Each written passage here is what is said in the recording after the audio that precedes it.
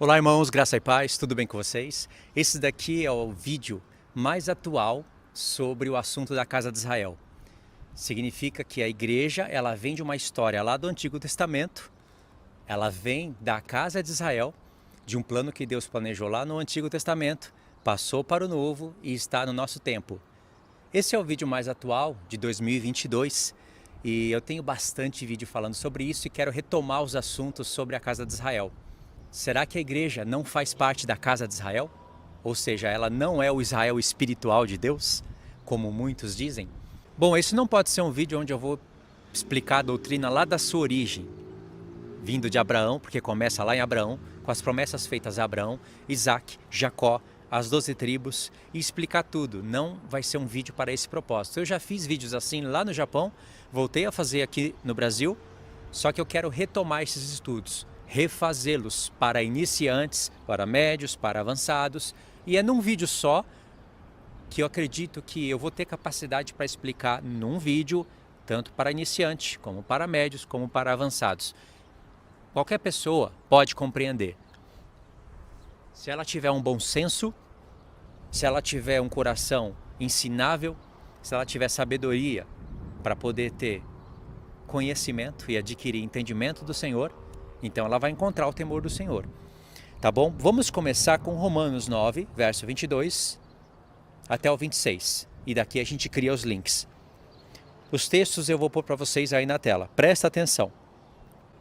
Que diremos, pois, se Deus, querendo mostrar a sua ira e dar a conhecer o seu poder, suportou com muita longanimidade os vasos de ira, preparando-os para a perdição, a fim de que também desse a conhecer as riquezas da sua glória em vasos de misericórdia, para que para a glória preparou de antemão. Aí aqui Paulo começa a desvendar o mistério, partes do mistério, né? Os quais somos nós, a quem também chamou não só dentre judeus, mas também dentre gentios.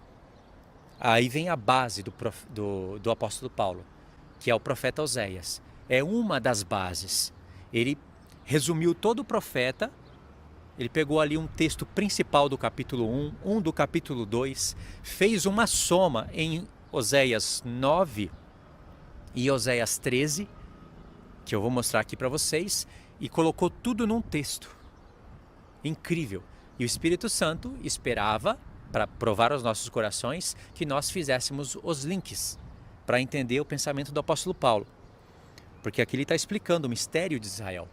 O que é Israel, o que é a igreja. Esse assunto aqui avança para o capítulo 10, vai no capítulo 11 e fica lindo. Aí vem o verso 25. Assim como também diz em Oséias. E aqui vai acontecer uma coisa que não acontece sempre. O apóstolo Paulo vai citar o nome do profeta e vai citar vários textos do profeta. É difícil acontecer isso. Uma hora ou outra acontece isso de vez em quando, mas Paulo às vezes não cita o nome do profeta, cita o texto. Aqui só faltou ele citar capítulo e versículo. Se tivesse lá no tempo dele, ele citaria. Então, como também diz em Oséias, o que ele quer dizer com isso? Que Deus chamou pessoas não só dentre os judeus, mas também dentre os gentios. E qual é a base? Chamarei povo, aqui no topo, chamarei povo meu ao que não era povo, e amada a que não era amada. E no lugar em que se lhes disse, vós não sois meu povo, ali mesmo serão chamados filhos do Deus vivo. Como eu disse, ele pegou um texto principal do capítulo 1, um do capítulo 2, fez uma soma em Oséias 9 e 13 e tirou toda essa conclusão aqui. Ele resumiu o profeta Oséias, embora tenha muitas coisas maravilhosas no profeta. Então vamos olhar as bases. Essa é a base que mostra que os gentios foram chamados. Porque essa é a questão do livro todo. Até o início de Romanos 9, essa é a base de Paulo, para provar para os judeus que eles não são os eleitos queridos. Que a eleição de Deus vem do chamado, por aquele que chama, e por isso que vem Abraão aqui na mensagem.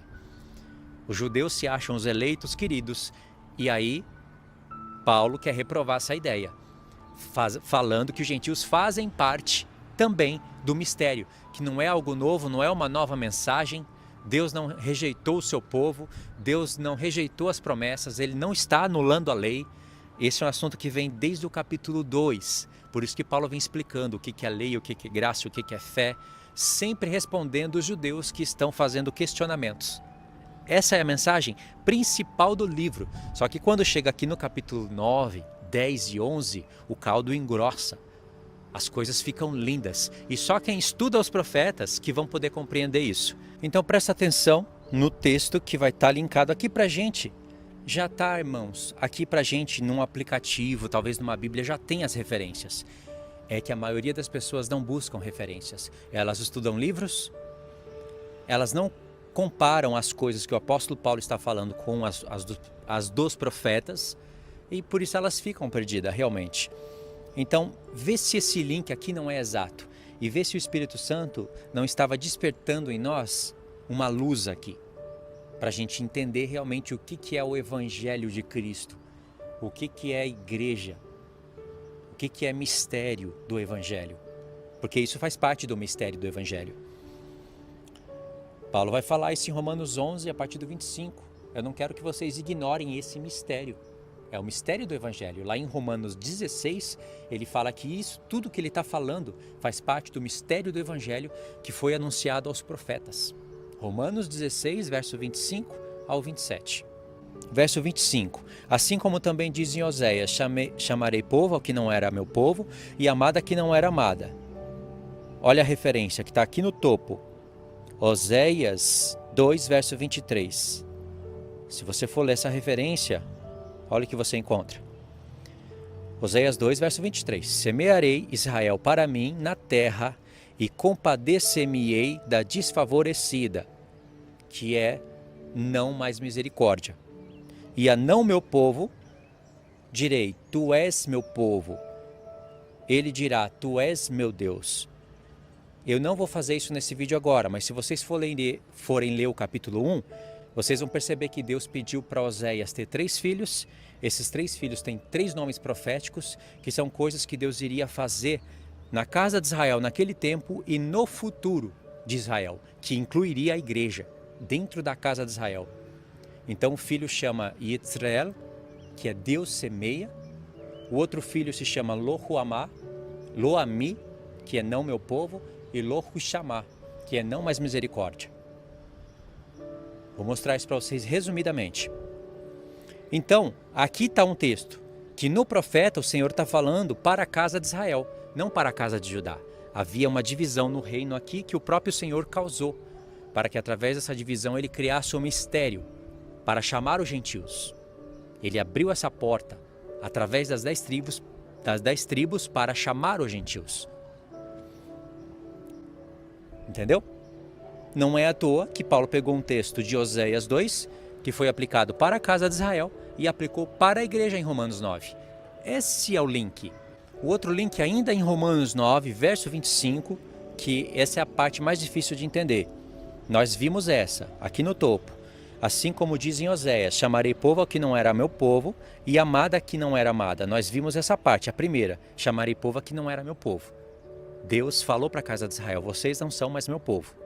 Mas no futuro Deus prometeu chamar de povo novamente, só que aí entra os gentios. Não substituindo Israel, não, fazendo parte do Israel de Deus que nunca vai deixar de ser. Até a esposa do Cordeiro, lá em Apocalipse 21 e 22, que é uma cidade literal que o Senhor criou com medidas espirituais para falar quem que é a sua esposa. E ali as medidas são 12 portas, que são as 12 tribos de Israel, 12 fundamentos, que são os 12 apóstolos, um muro de 144 côvados, que é medida de homem, ou seja, de anjo, falando de quem que é aquele povo.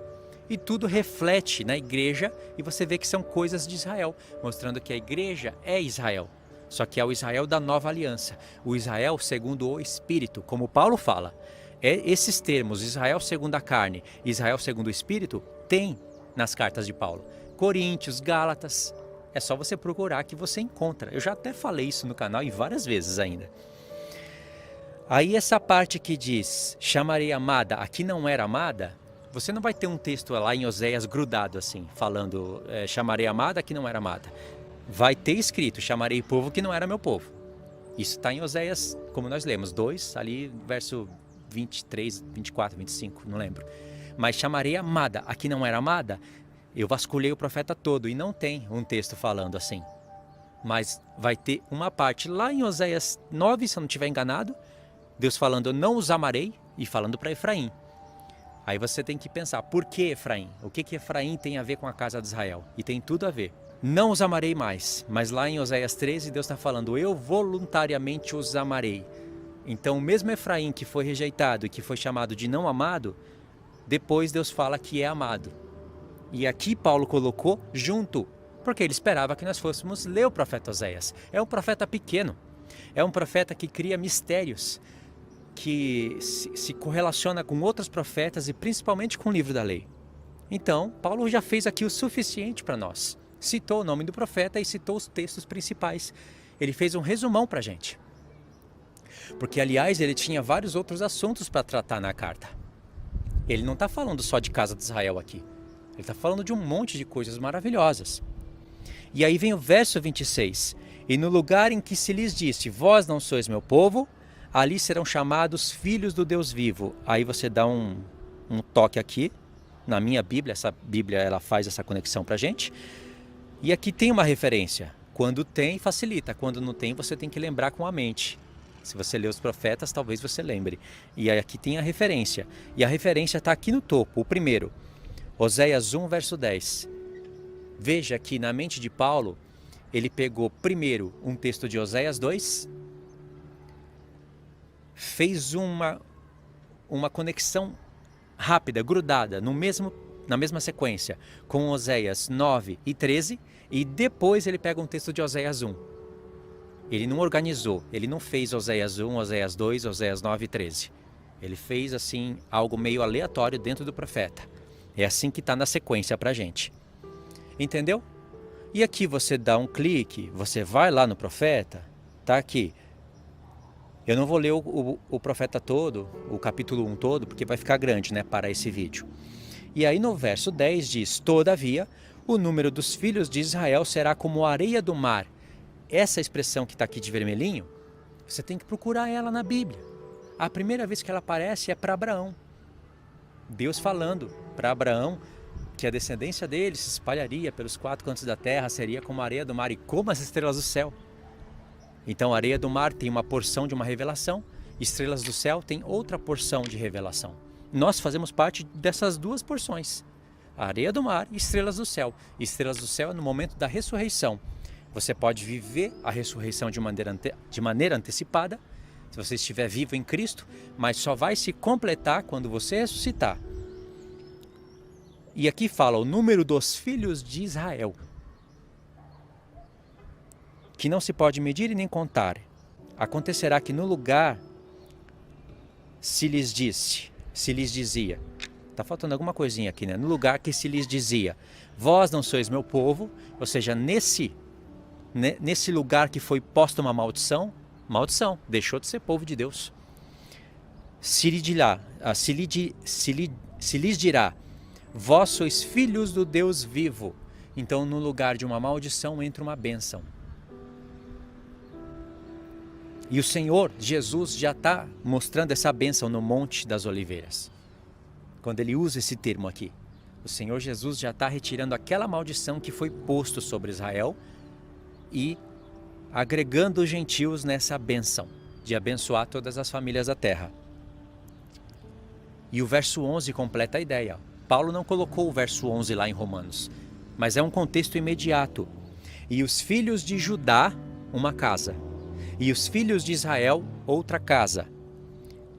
Que Paulo falou que é a igreja. Não sou eu que estou falando. Paulo falou que é a igreja. E os filhos de Judá e os filhos de Israel se congregarão, que é a união de judeus e gentios. E constituirão sobre si uma só cabeça, que é Cristo. Daqui que Paulo começa a pegar, daqui não, de outros lugares também, que Paulo começa a pegar luz para entender o mistério, que Cristo é o cabeça de um corpo, que o corpo é a esposa, que o cabeça é Cristo, e que um corpo formado num novo homem é Cristo, a igreja. Aliás, a expressão novo homem está lá em Efésios 2, em Efésios 4, em Colossenses.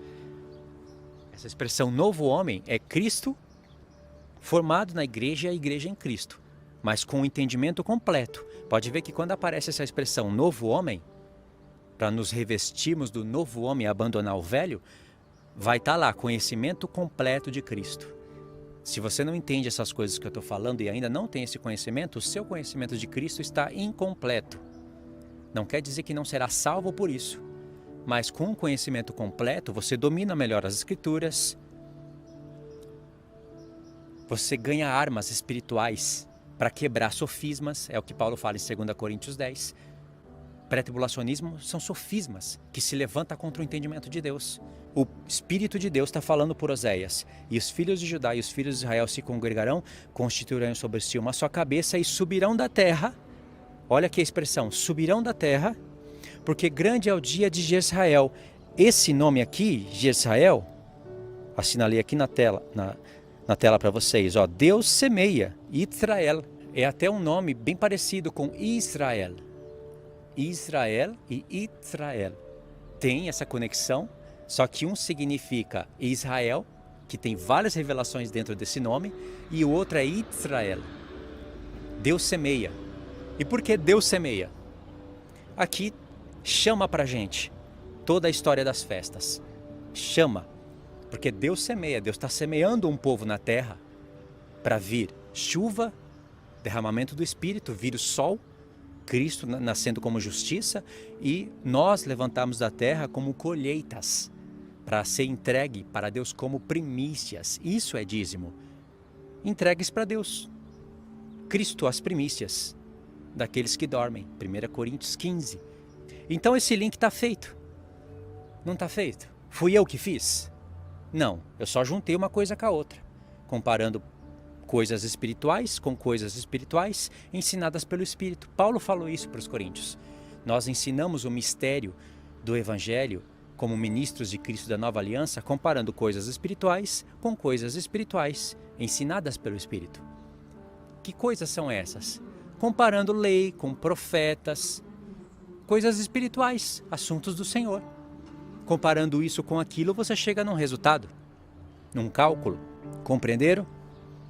Então aqui foi o capítulo 1 e 2 de Oséias, bem resumidinho.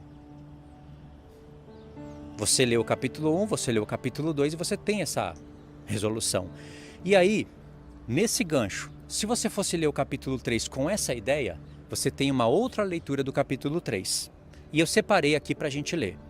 Olha só, um momento. Antes da gente ler o 3, deixa eu me preparar aqui, porque tem textos que eu já ia deixar passar. Oséias 2, do 1 ao 5. É o mesmo esquema. O que eu falei vale, o que eu falei agora há pouco vale agora também. Leia o capítulo 2 nesse pensamento que eu te falei.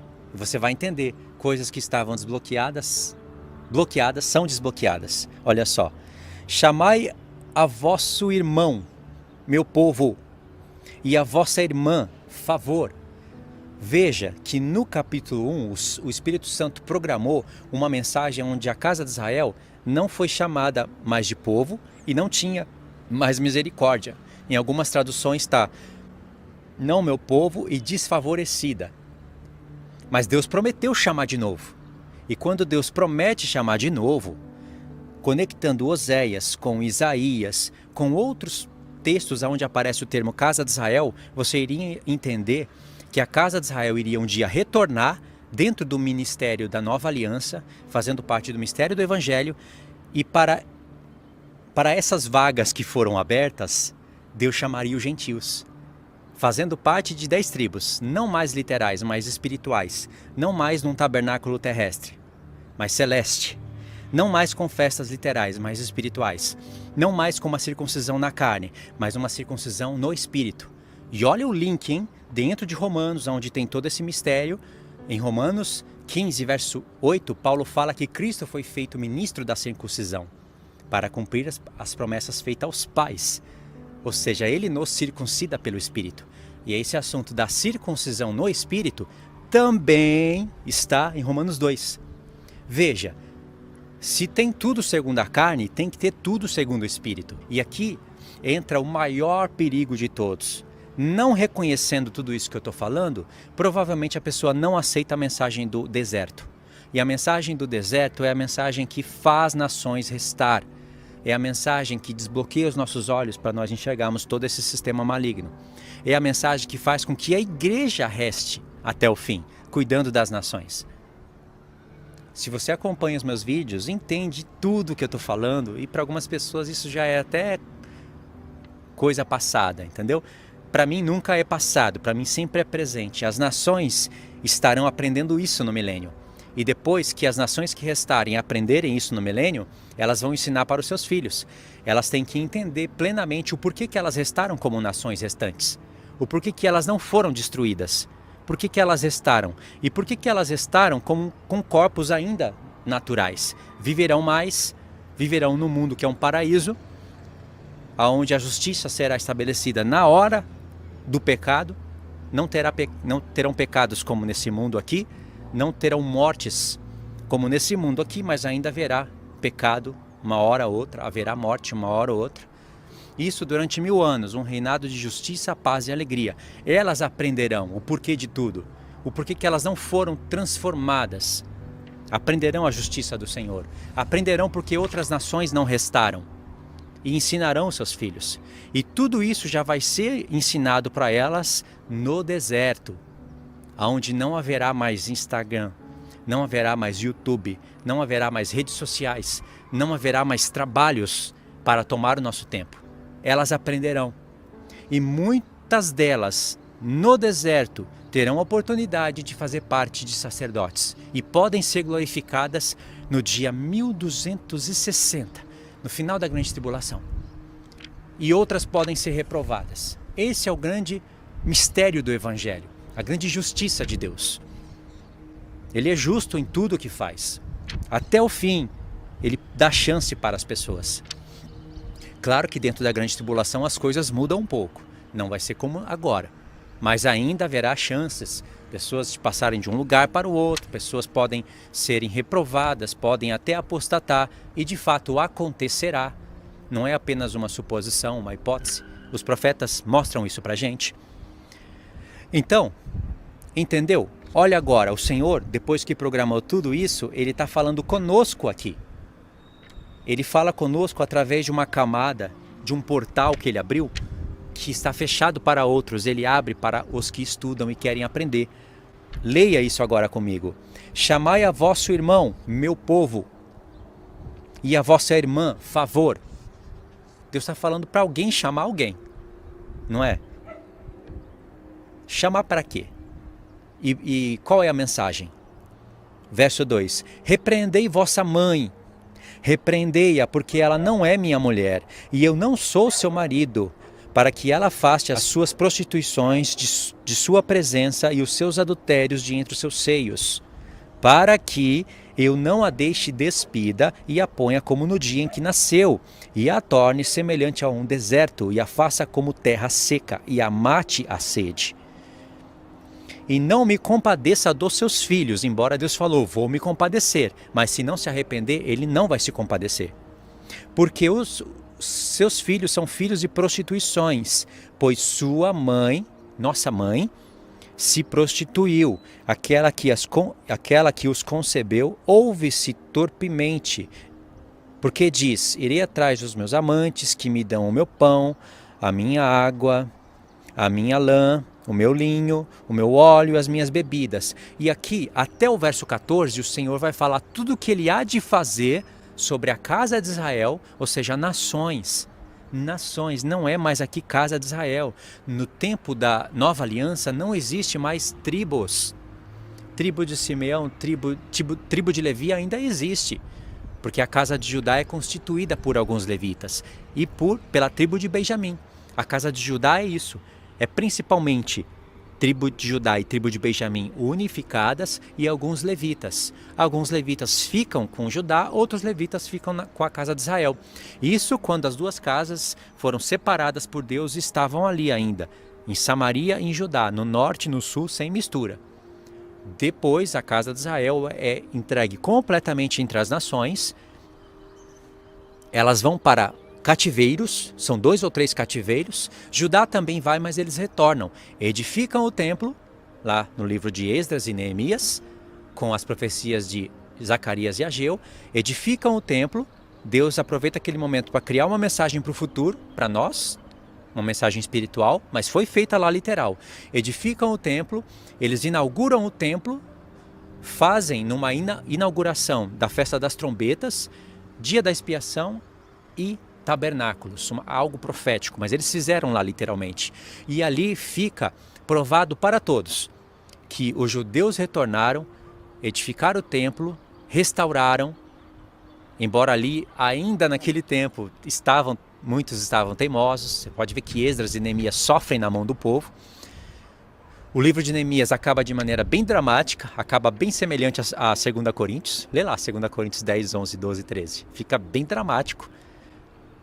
Mas tudo bem, Deus prometeu, cumpriu o que prometeu, deixou uma mensagem projetada para o futuro, junto com aquelas profecias, porque o Senhor fala naquele tempo para o nosso futuro, e a gente no futuro, que agora é presente, precisamos daquele tempo passado.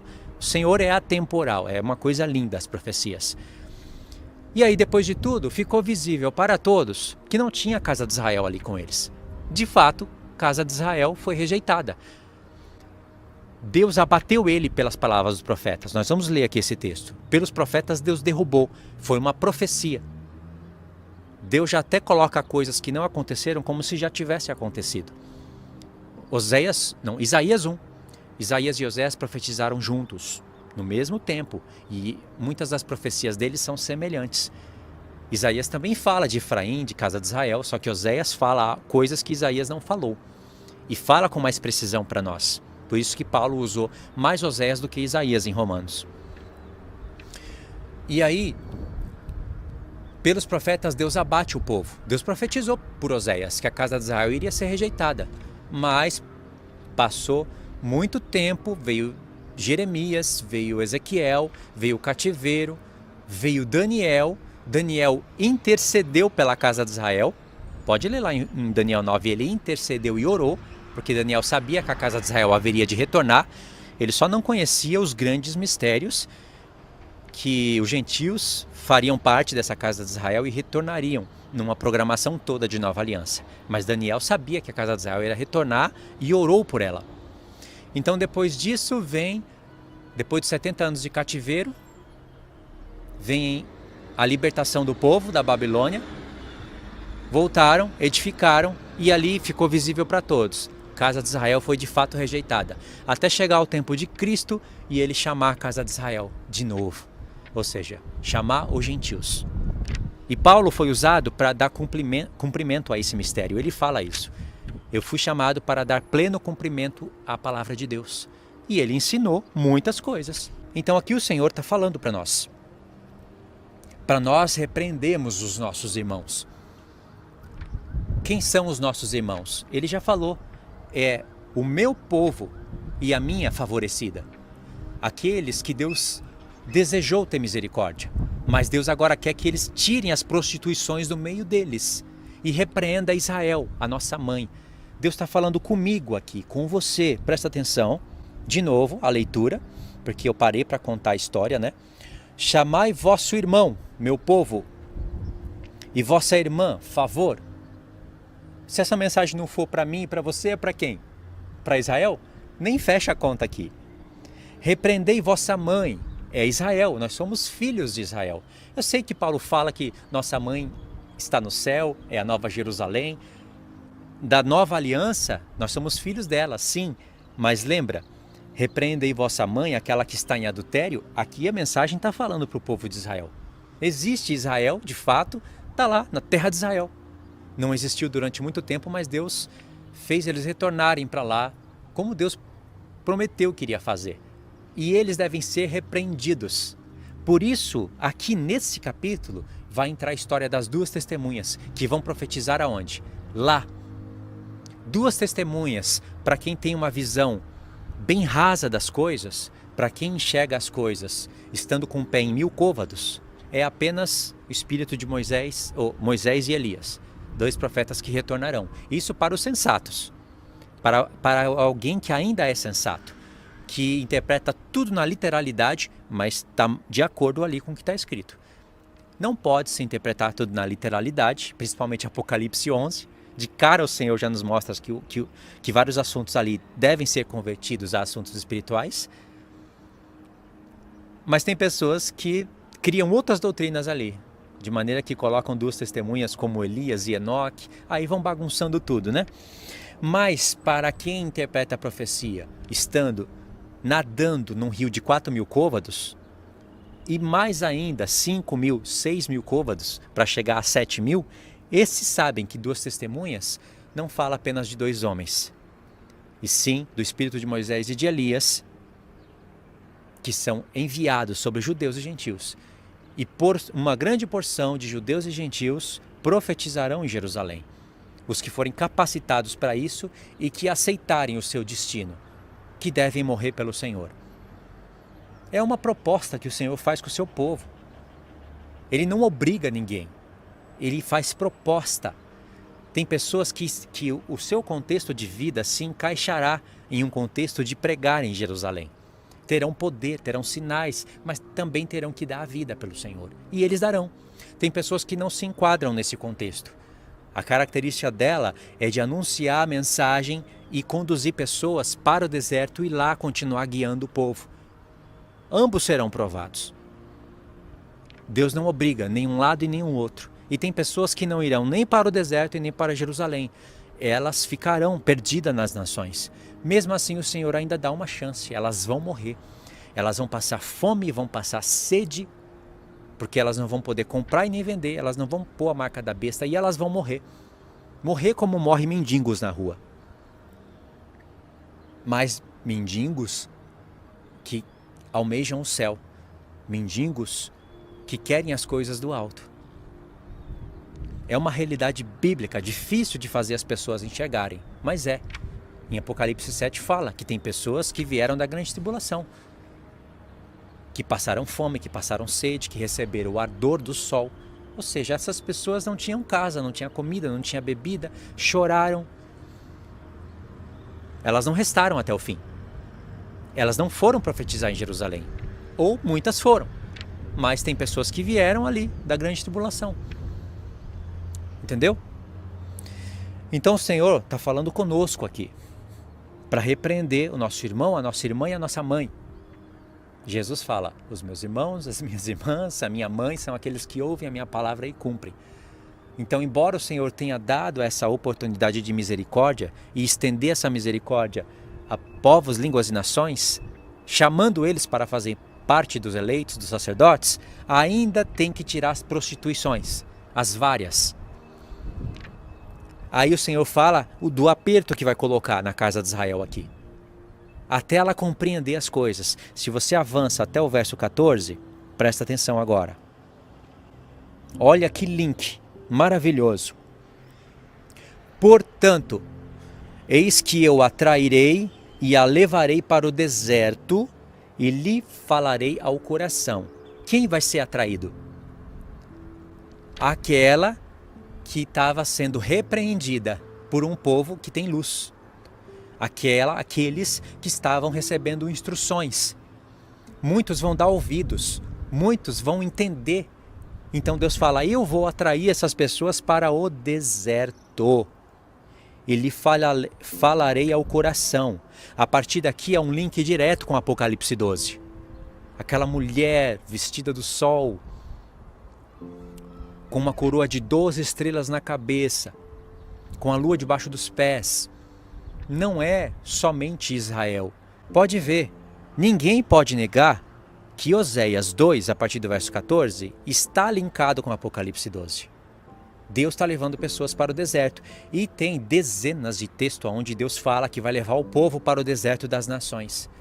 Ezequiel, Jeremias, Isaías, tem aqui em Oséias. E se eu esqueci, deve ter outros profetas, mas são dezenas de textos. Cada texto é importante porque cada texto Deus fala um porquê das coisas. E aqui Deus fala, eu vou levar essas pessoas para o deserto. Por quê? Porque, irmãos, se em Daniel Deus fala, bem-aventurado aquele que chega e espera até 1335, é depois de 1260. E como que uma pessoa vai conseguir ter esperança até 1335 se ela, o texto já está mostrando que ela está num tempo onde não se pode comprar e nem vender? Não pode estar nesse sistema aqui. Não pode mais estar usando desse sistema. Enquanto você usa do sistema, você deve a ele, mas você está também aprisionado por ele. Mas também você deve, paga e ele te cobra um preço. Ele vai te aprisionando e vai te monitorando. Esse sistema todo forma os olhos da serpente. Então é necessário o Senhor tirar os seus escolhidos daqui para o deserto. E lá no deserto, dar uma prova final para todos. Isso que eu estou falando é Bíblia. Não tem calvinista, não tem pré-tribulacionista, não tem adventista, não tem seita nenhuma que pode ir contra isso. Porque o Senhor mostra em vários textos, inclusive até mesmo dentro de Daniel capítulo 7, que nações estão restando. Zacarias 14, nações restantes. Ezequiel, vários textos, nações restantes. Daniel 7 diz que o domínio de todos os povos debaixo do céu serão tirados e dado ao povo do Altíssimo.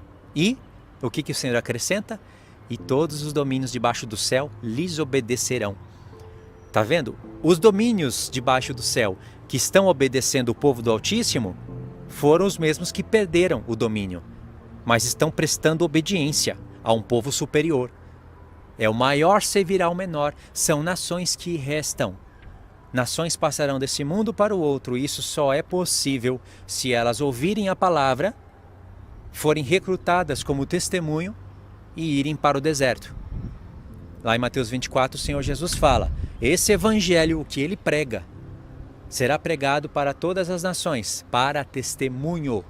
Então virá o fim. Que testemunho? Testemunho do que o Senhor há de fazer no mundo. Testemunho de que o Senhor está recrutando testemunhas. Então virá o fim. E quando o Senhor fala virá o fim, é o tempo do fim mesmo. Nos leva para Daniel, o tempo do fim. Aí ele fala do abominável da desolação, nos levando para Daniel 8, 9, 10, 11 e 12. Então aqui, tem uma mulher indo para o deserto ou não tem? Tem. Vamos ler o que acontece. Vê se é só Israel. Não tem como ser. O Senhor não está preocupado só com Israel. Nem pode ser só Israel, porque nações têm que restar fora do sistema. E lhe darei dali as suas vinhas e o vale de Acor por porta de esperança. Aqui tem uma mensagem secreta, escondida aqui no vale de Acor. Será ela obsequiosa, como nos dias da sua mocidade, como no dia em que subiu da terra do Egito. O Senhor está falando que algo que aconteceu lá no tempo do Egito acontecerá novamente. Não somente aqui, ele fala isso em Amós, que ele voltará a fazer as pragas do Egito no mundo. Em Amós, está lá. Em Miqueias 7, e farei sinais como na terra do Egito, e as nações colocarão a mão na sua boca e se envergonharão do seu poder. Qual é o poder das nações? Energia, tecnologia. Unir o homem com ferro. Unir o homem com máquina e computador. Esse é o poder das nações. Se Deus afeta os mecanismos de energia, tchau tecnologia.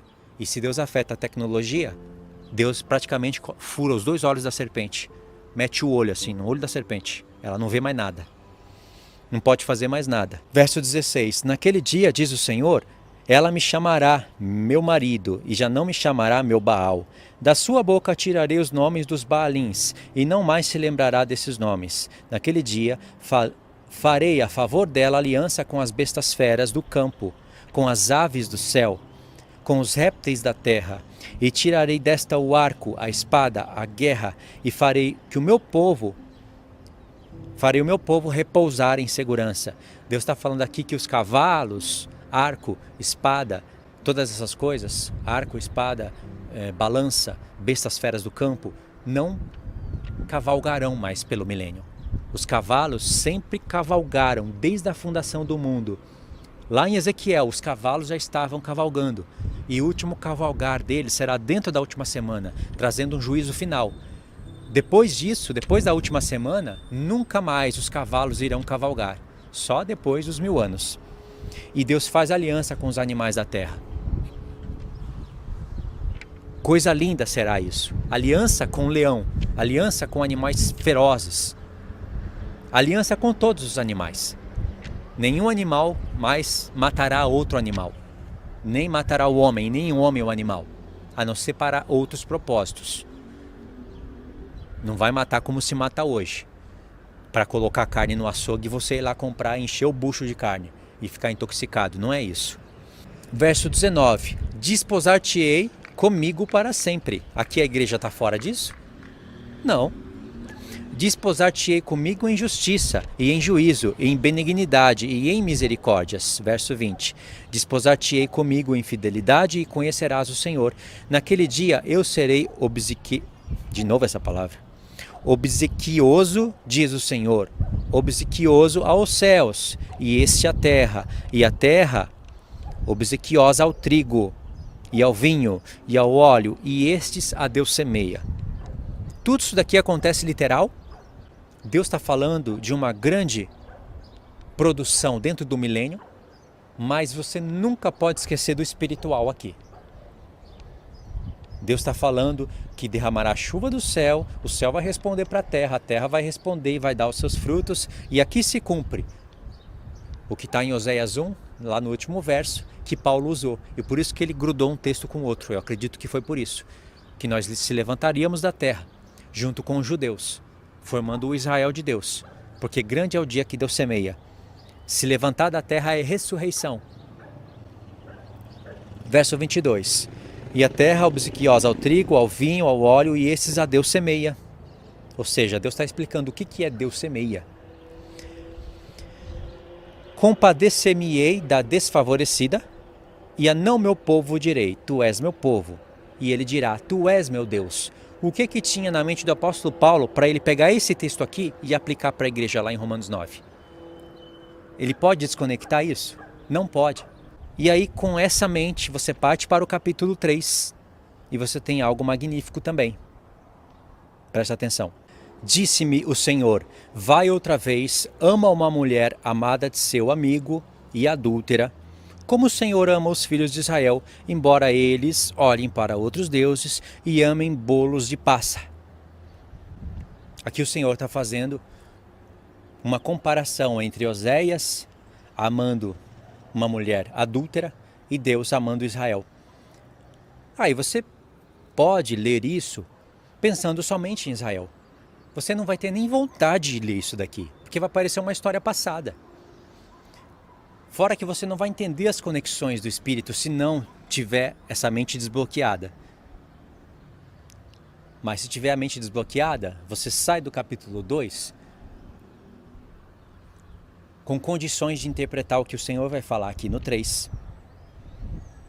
Comprei-a, pois, para mim por 15 peças de prata e um homer e meio de cevada. E lhe disse, tu esperarás por mim muitos dias.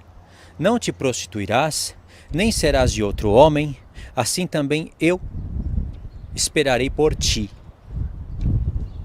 Oséias com a mulher, Deus com os filhos de Israel, não só com Israel segundo a carne, principalmente conosco.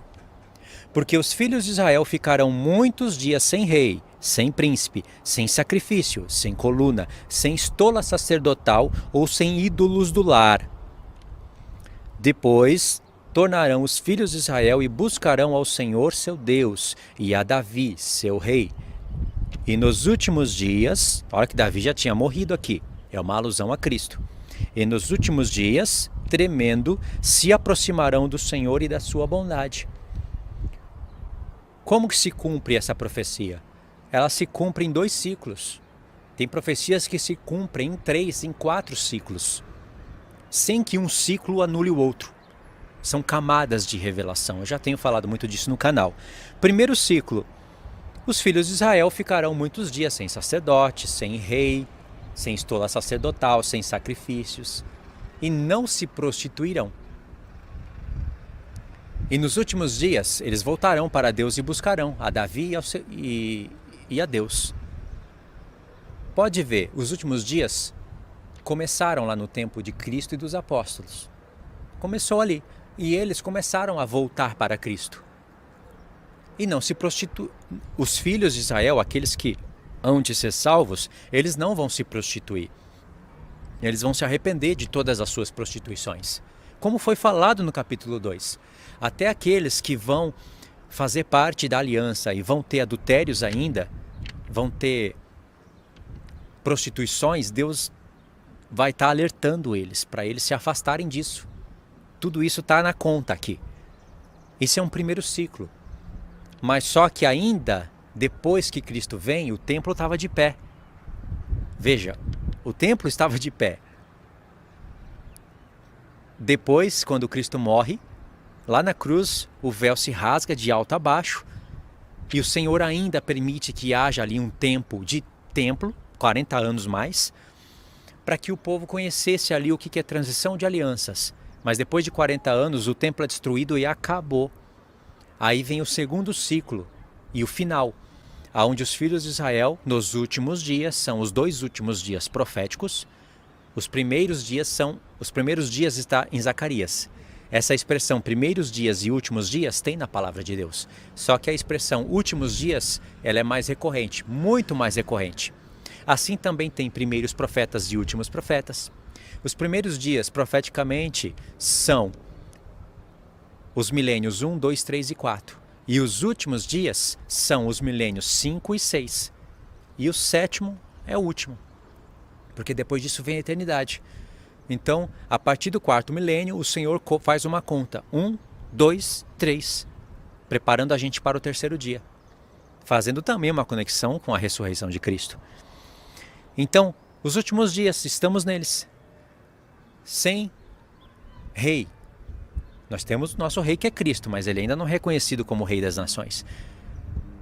Sem estola sacerdotal, sem sacrifícios, coisas da antiga aliança. E eles não devem se prostituir, porque o Senhor virá para um casamento. Compreendeu? Pegou a mensagem toda aqui? Essa é a linha do tempo, criada aqui. E aí vem o capítulo 4, irmãos, e aí vocês podem embarcar na profecia. A história de Efraim. Por que Deus fala tanto de Efraim em Oséias e também destaca Efraim em outros profetas? Efraim, ele começou como um filho de José. Depois, na segunda etapa, ele recebe a primogenitura e é chamado de plenitude dos gentios, plenitude das nações, lá em Gênesis 48. Numa terceira etapa, ele vira meia tribo e passa a ser filho de Jacó. Eu acho que essa é a terceira etapa, ele passa a ser filho de Jacó. Numa quarta etapa, ele vira uma meia tribo, como tribo de Israel. Numa quinta etapa, o Senhor coloca Efraim como cabeça de 10 tribos. Agora Efraim não é apenas um filho de José, ou um filho de Jacó, ou uma meia tribo. Efraim agora é um cabeça, é um líder de 10 nações, colocado pelo próprio Deus. E aí, numa sexta etapa, Efraim vira um reino. Um reino. Efraim agora é a casa de Israel, lá sem mistura. E depois Efraim é espalhado nas nações. Está tudo aqui dentro do profeta. E depois Efraim se torna as nações. Quando Deus fala Efraim, olha para o contexto e você vai identificar tudo isso que Deus está falando. Às vezes está falando mais de nações. A maioria das vezes vai estar se referindo às nações, no contexto de Efraim. Efraim são os gentios. Não todos os gentios do mundo, mas aqueles que farão parte desse chamado. Entendeu? Essa é a história. Ok, vamos seguir. Oséias 6 é um texto que todos já sabem, mas tem que ler aqui agora. Vinde e tornemos para o Senhor, porque Ele nos despedaçou e nos sarará, fez a ferida e ligará. Depois de 2 dias nos revigorará, em algumas versões vai estar, nos dará a vida. E ao 3º dia nos levantará. É daqui que Paulo tira Efésios 2. Nós ressuscitamos juntamente com Cristo. Daqui. E viveremos diante dele.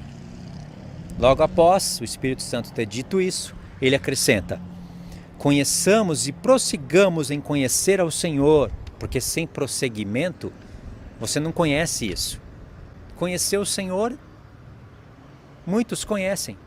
Vão entender que Jesus é o Filho de Deus que foi enviado para a salvação, mas prosseguir em conhecer envolve a você ter conhecimento completo. Um prosseguimento até você ter conhecimento completo. Como Paulo fala, Efésios 2, Efésios 4, Colossenses e Pedro também fala, conhecimento completo de Cristo.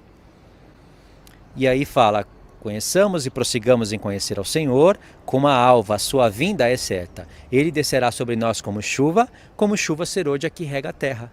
Uma conexão aqui com Oséias 1. Uma chuva que cai sobre a terra é para da terra produzir frutos, colheitas. E lá em Oséias 1 está dizendo, os filhos de Judá e os filhos de Israel juntos se congregarão, constituirão sobre ti uma só cabeça e subirão da terra. Assim como Cristo também subiu da terra. Só que ele subiu como primícias, o primeiro a ressuscitar, o primeiro a estar no céu, como um homem glorificado. Nós somos as primícias com ele, mas primeiro ele, depois o corpo. Entendeu? É o que Paulo fala. Cristo as primícias, depois os que são de Cristo na sua vinda, fazendo parte das primícias. Só duas. Cristo as primícias, depois os que são de Cristo na sua vinda. Não tem mais ressurreição aí. É uma, primeiramente, no Filho de Deus, para dar possibilidade de todos nós ressuscitarmos na sua vinda. Pronto, acabou, não tem mais. Não tem ressurreição antes da grande tribulação, no meio e depois. Então, Oséias 6, quem está falando aqui? Vinde, tornamos para o Senhor. Ele nos despedaçou e nos sarará, fez a ferida e ligará. Vinde, tornemos para o Senhor. Aqui é uma pregação do Evangelho. Você vai ver que tem um povo chamando o outro e contando a história. Ele nos despedaçou e nos sarará, fez a ferida e ligará. Começou com Paulo. Paulo começou com essa mensagem aqui. Pode ver que está lá em Efésios 6. Faz parte do mistério do Evangelho, que está em Efésios 6 também. Em Efésios 2 está essa porção, em Efésios 6 Paulo fala. É o mistério do Evangelho isso que eu estou falando para vocês. E quem que está falando isso? Você volta um pouquinho aqui no contexto. Oséias 5, a partir do verso 12. Portanto, para Efraim serei como a traça e para a casa de Judá como uma podridão, por causa dos pecados deles. Tanto os daquele tempo como os do nosso tempo, caso não se arrependerem. Tem pessoas de Efraim no nosso tempo e pessoas de Judá que o Senhor está sendo assim, como trace, como podridão. O que foi o holocausto? Não foi uma podridão? O Senhor foi para eles assim. Eles não reconhecem o Filho de Deus. E ainda o Senhor voltará a ser pior. Porque a grande tribulação será direcionada para a terra de Israel. Pegará o mundo todo, mas será direcionada para lá. E o Senhor vai ser uma podridão lá para eles, para os que não se arrependem. Mesmo assim, estendendo a sua misericórdia para os que se arrependem. Assim também para os de Efraim, uma traça. Come tudo que a gente tem. Verso 13. Quando Efraim viu a sua enfermidade e Judá a sua chaga, subiu Efraim à Síria e se dirigiu ao rei principal, que os acudisse. Mas ele não poderá curá-los. Olha, pessoas que fazem aliança com o rei da Síria, que profeticamente é o anticristo. Porque para Efraim serei como um leão, e como um leãozinho para a casa de Judá. Eu mesmo os despedaçarei, e ir-me embora. Arrebatá-los-ei, e não haverá quem o livre. Que história que está sendo contada aqui? Deus está falando que ele vai despedaçar ali Efraim e Judá. Vai castigar. É divisão de reino, quebra em duas casas. Casa de Israel não se arrepende. Cativeiro 1, cativeiro 2, cativeiro 3. Jogou para longe das nações. Judá, cativeiro, voltou, não se arrepende. Dispersa para lá, dispersa para cá. Vem Antíoco Epífanes, mata um monte de judeus. Depois deixa eles retornarem. Mas agora coloca o Império Romano para subjugar eles, deixando eles ali meio que limitados, ainda permitindo com que eles servissem a Deus, com que eles falassem do Deus de Israel, porque iria vir o Filho de Deus. Então, tudo isso está aqui. Aí diz o texto, irei, verso 15, irei e voltarei para o meu lugar, até que se reconheçam culpados e busquem a minha face. Estando eles angustiados, cedo me buscarão, dizendo... Aí vem o texto. Vinde, tornemos para o Senhor. Tá vendo?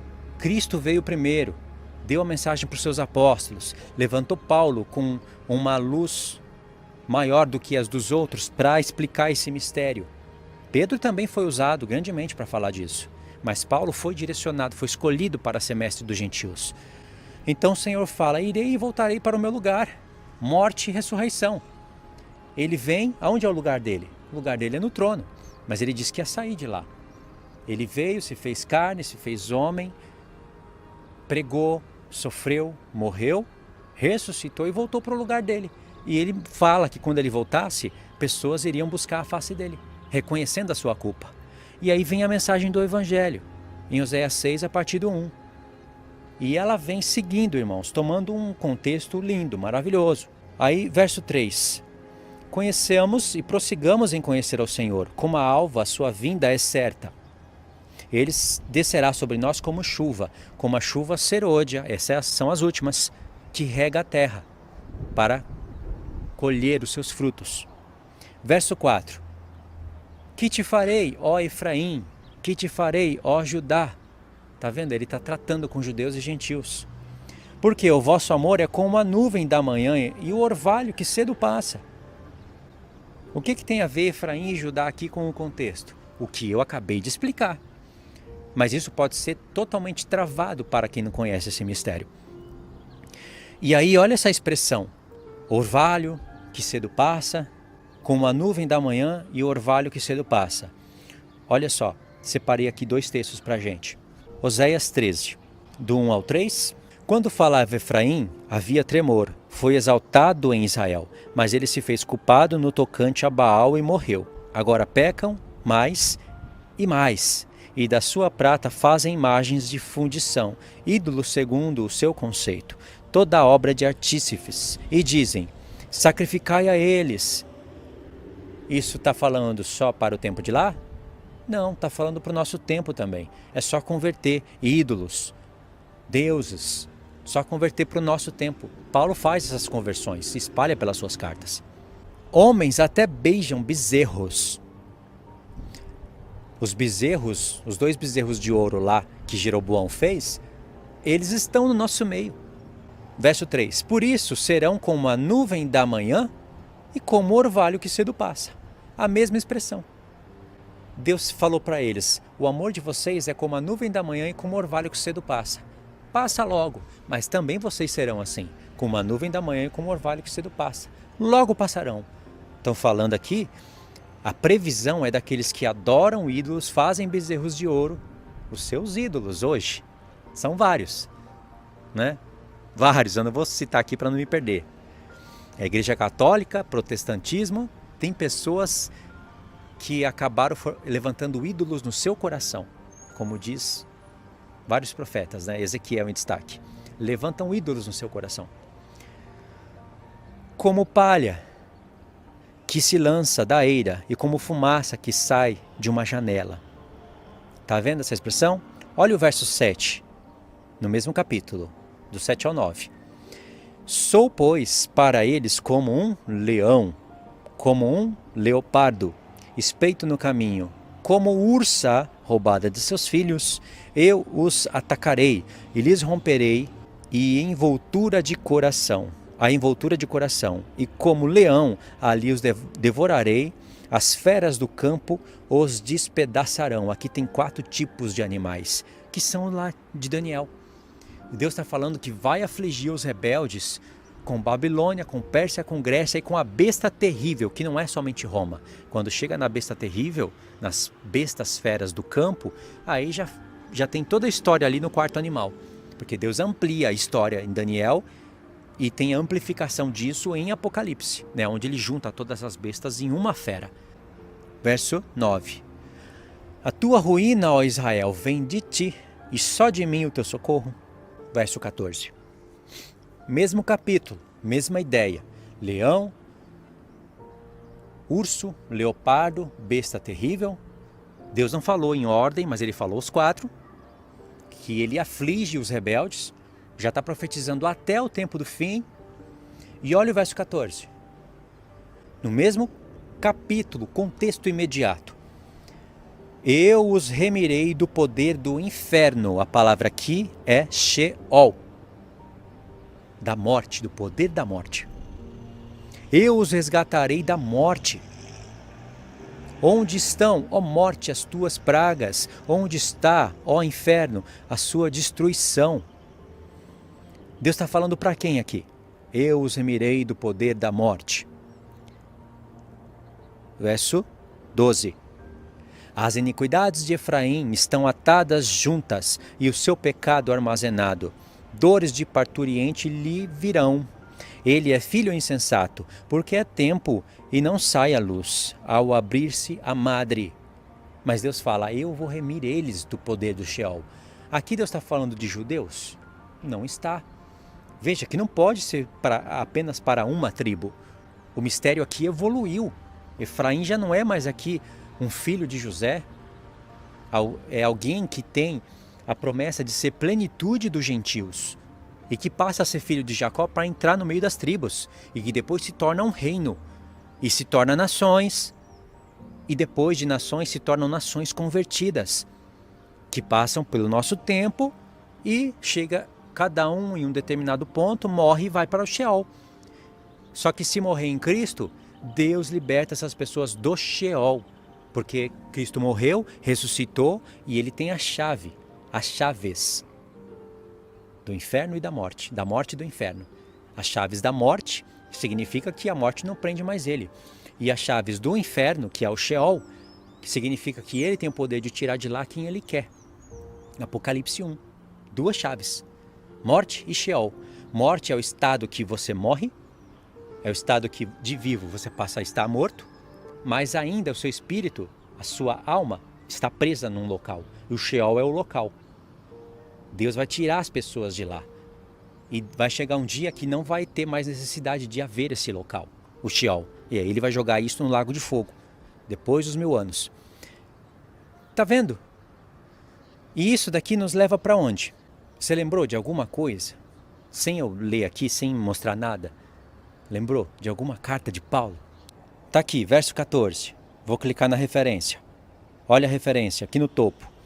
1 Coríntios 15, verso 55.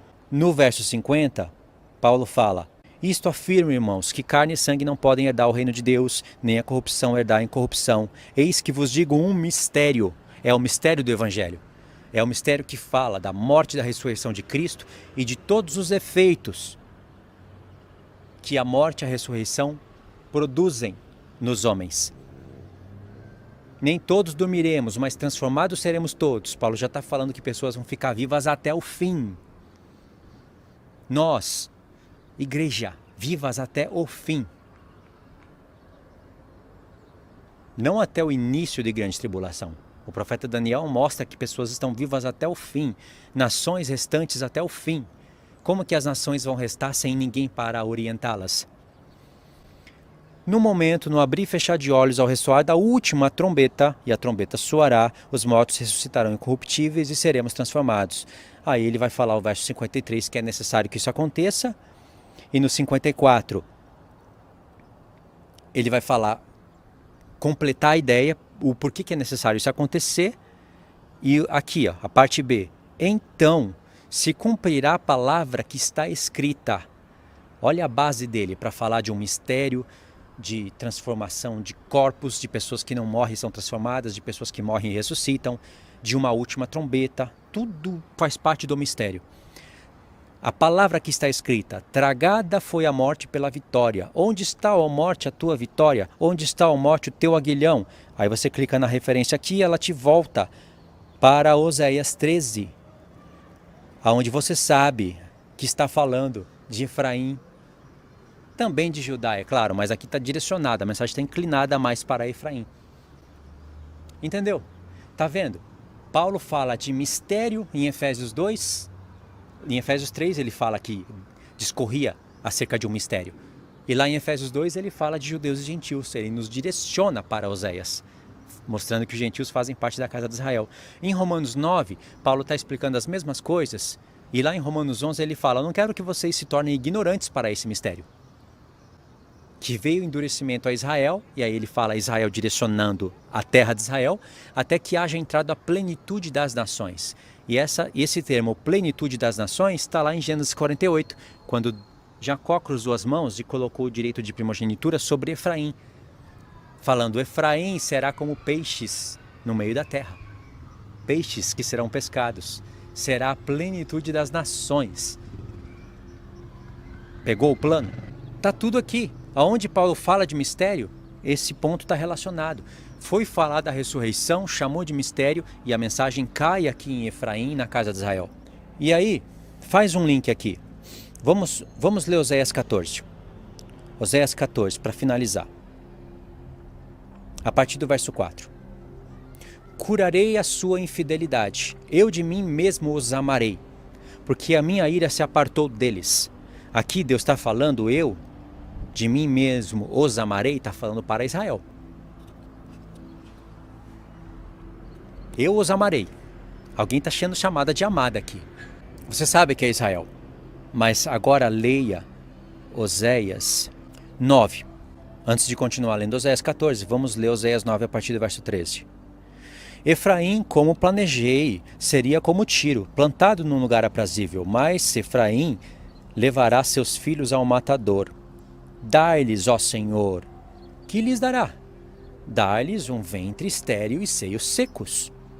Ou seja, Efraim, que significa frutífero, por causa das suas rebeldias, ele se torna infrutífero. E isso reflete em nós. Pessoas que pregam, pessoas que abrem igrejas, pessoas que fazem cursos de teologia, pessoas que fazem um monte de coisas e que se tornam infrutíferos. Não têm filhos, não têm nem dores de parto. Muitos, você pode ver, você pode olhar que é isso. Verso 15. Toda sua malícia se acha em Gilgal, porque ali passei a aborrecê-los. Por causa da maldade das suas obras, os lançarei fora da minha casa. Já não os amarei. Todos os seus príncipes são rebeldes. Tá vendo? Não os amarei. Verso 17. O meu Deus os rejeitará, porque não ouvem e andarão errantes entre as nações. Pegou a mensagem? Como ela é poderosa? Então Deus está falando para Efraim, não os amarei mais. Mas lá em Oséias 14, Deus está fechando a mensagem. Curarei a sua infidelidade, eu de mim mesmo os amarei. Efraim constitui a casa de Israel, é a casa de Israel, ou seja, são filhos de Israel, fazem parte de Israel. Até a casa de Judá é casa de Israel. Parece contradição, né? É casa de Judá ou é casa de Israel? No ponto de vista de divisão do reino, casa de Judá é uma coisa, casa de Israel é outra. Mas antes dessa divisão, as 12 tribos eram chamadas de casa de Israel. Depois da divisão, casa de Israel fica mais para as 10 tribos. Mas Deus fala que vai unir tudo e vai chamar de casa de Israel de novo, como era antes, só que agora no ministério da nova aliança. Casa de Israel. Israel é o filho de Isaac, que é filho de Abraão. Eles terão as suas promessas cumpridas. Casa de Israel. As 12 tribos, como Israel, sendo a casa deles. Isso é casa de Israel restaurada. Entendeu? Então até casa de Judá faz parte. São filhos de Israel. Só que por causa da divisão, os termos ficam cada um para um lado. Então Deus fala, eu vou curar. Eu de mim mesmo os amarei, porque a minha ira se apartou deles. Daqui que Paulo fala, chamarei amada que não era amada. Porque se não for isso, não tem profeta algum aonde Paulo fala, chamarei amada que não era amada. E para facilitar para a gente, o Espírito Santo já direcionou uma seta. Paulo falou, diz Oséias. É em Oséias que tem que estar escrito, chamarei amada que não era amada. Se não está escrito assim num texto linear, assim, grudado um no outro, então a mensagem tem que estar dentro de Oséias. E está. Oséias 9, não os amarei mais. Oséias 14, eu voluntariamente os amarei. E Paulo falou que isso está sendo falado a respeito dos gentios. Verso 5, serei para Israel como orvalho, ele florescerá como lírio. ó o lírio de Cantares, que será colhido. E lançará suas raízes como o cedro do Líbano, e estender-se-ão os seus ramos, o seu esplendor será como o da oliveira, Israel, a sua fragrância como a do Líbano. Os que se assentam de novo à sua sombra voltarão, serão vivificados como cereal, e florescerão como a vide. Serão vivificados como cereal, aqui a palavra é trigo. O trigo que cai na terra, se não cair, ele não produz frutos, mas caindo ele produz frutos, morre e produz muitos frutos. Jesus fala disso em João 12, que ele é o grão de trigo que iria cair na terra e produzir muitos frutos. É só por ele que acontece isso, através dele e para ele. Aliás, isso que eu acabei de falar não está em Romanos 11? Quando Paulo vislumbra tudo aquilo, toda essa mensagem maravilhosa e fica admirado. Ele fala, é ele que faz, é para ele, é por ele. No mesmo contexto em que ele fala, não ignorem esse mistério para os gentios. Verso 8, ó Efraim, que tenho eu com os ídolos? Eu não tenho nada a ver com os ídolos, Deus está falando. E se vocês também não tiverem, Deus fala, estou parafraseando, né? O texto é assim, ó Efraim, que tenho eu com os ídolos, eu te ouvirei e cuidarei de ti. Então fica aqui pra gente implícito que Efraim está falando, eu também não quero nada com os ídolos. Então Deus está falando, vou te ouvir e cuidarei de ti. Eu sou como cipreste verde, de mim procede o teu fruto. Efraim é frutífero, mas não pode produzir frutos se não estiver no Senhor. Lembra que aqui fala, olha só que eu acabei de ler. Verso 7. Os que se assentam de novo à sua sombra voltarão, serão vivificados como cereal, como trigo, florescerão como a videira. Quem que é a videira? O Senhor já está falando, os seus frutos procedem de mim. Se vocês não estiverem em mim, não podem produzir frutos. E já está falando, serão como a videira. Lá em João 15, veja que em João 12 Deus fala o trigo. O trigo tem que cair na terra e produzir fruto. Em João 15, Jesus fala, eu sou a videira e vocês são os ramos. Você já deve ter escutado essa mensagem numa igreja sendo aplicada para nós, não é? Mas qual é a origem, o princípio e o fim dessa mensagem? É aqui, os gentios. Nós temos que estar em Cristo para produzir frutos. E aqui fala de Efraim, que é a casa de Israel, que se torna os gentios que fazem parte do Israel espiritual e que é o Israel de Deus. Verso 9. Quem é sábio, que entenda essas coisas. Quem é prudente, que as saiba. Porque os caminhos do Senhor são retos, e os justos andarão neles, mas os transgressores neles cairão. Olha a advertência. O Espírito Santo está dizendo que só quem tem sabedoria e é prudente pode entender isso. Porque é um mistério. Efraim, sabe? Todo esse mistério de oliveira, de trigo. Vinde, tornemos para o Senhor. Está falando de Efraim e Judá. Todo esse enigma. Só quem tem sabedoria e é prudente.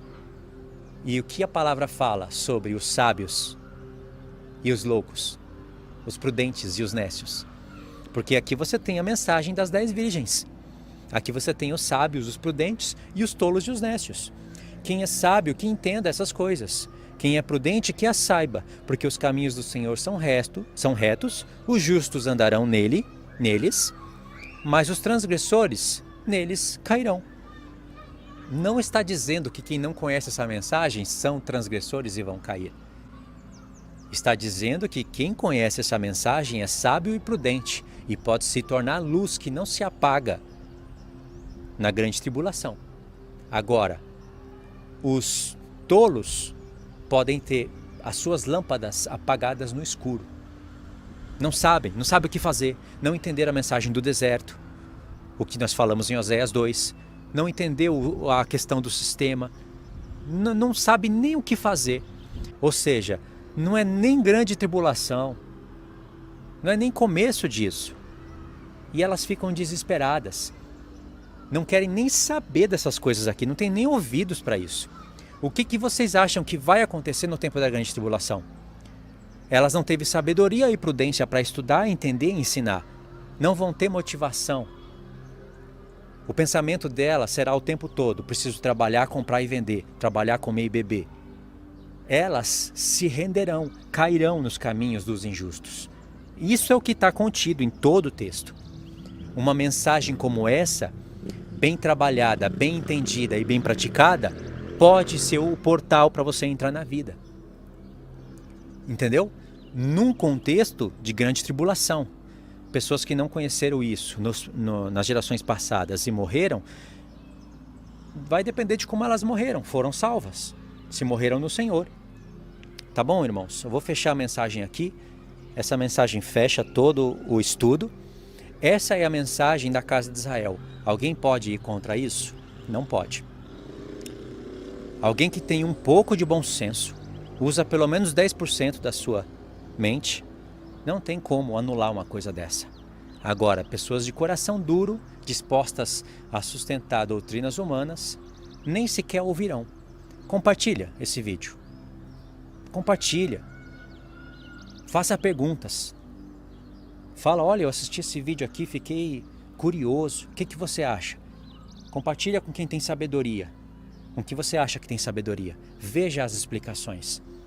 E eu acredito que esse vídeo tem poder para convencer os contradizentes. Tem poder para abrir a porta para as pessoas entenderem. Por isso que eu peço para compartilhar. Deixe os seus comentários. Vou deixar também alguns links no meu comentário fixo. Leia. E se você lê o meu comentário fixo, me avisa. Tá bom? Porque para esses que assistiram até o fim e que disserem: eu li o comentário, vou compartilhar, para esses eu vou dar mais atenção. Tá, irmãos? Muito obrigado por ter assistido até aqui. Eu estou torrando debaixo do sol. O tempo estava fechado e abriu. E eu com blusa de frio. Agora, tá bom. Consegui completar a mensagem. Mas não acabou. Eu vou continuar falando dela, tá? Fiquem na paz então, irmãos. Deus abençoe.